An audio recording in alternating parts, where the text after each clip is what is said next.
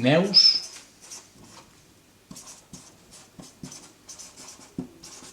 estudia,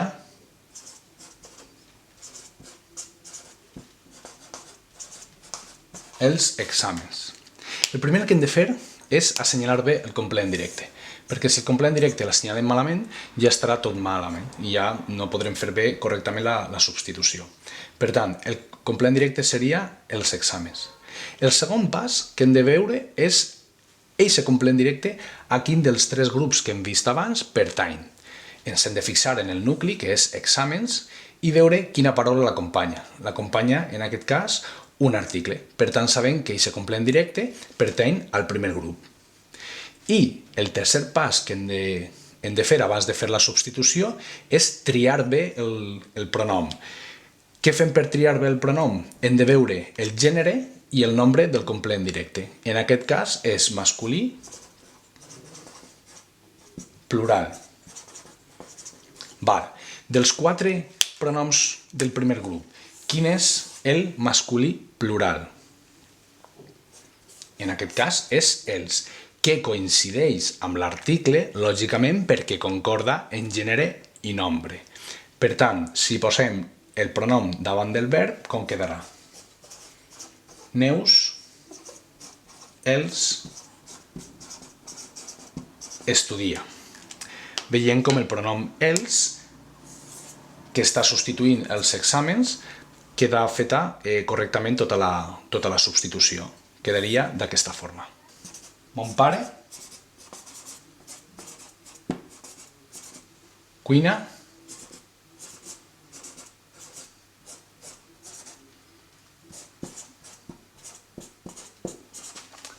cuina aquella pizza.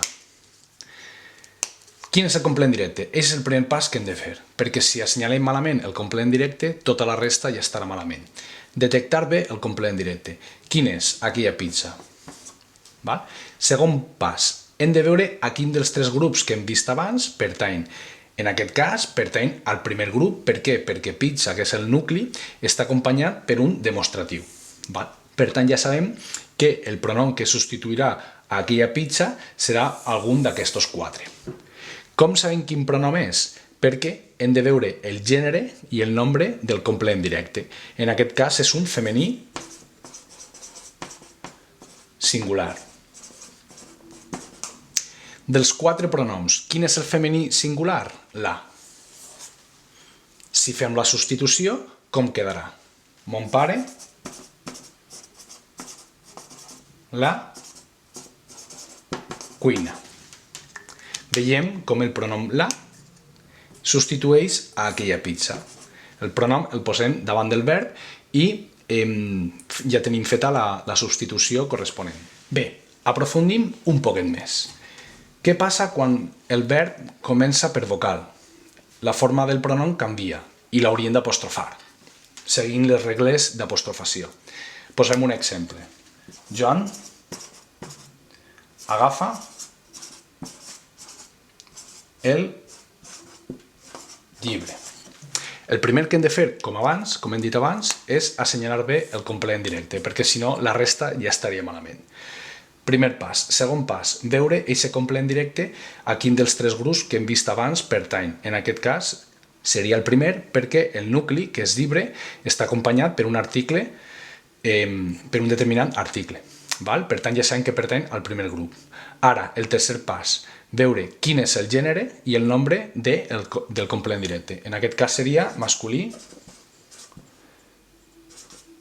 singular.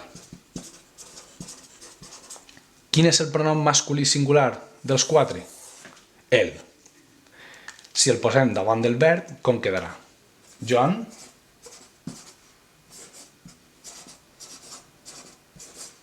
l'agafa. Veiem que el pronom ha d'aparèixer apostrofat perquè el verb comença per vocal. Este pronom està substituint el llibre.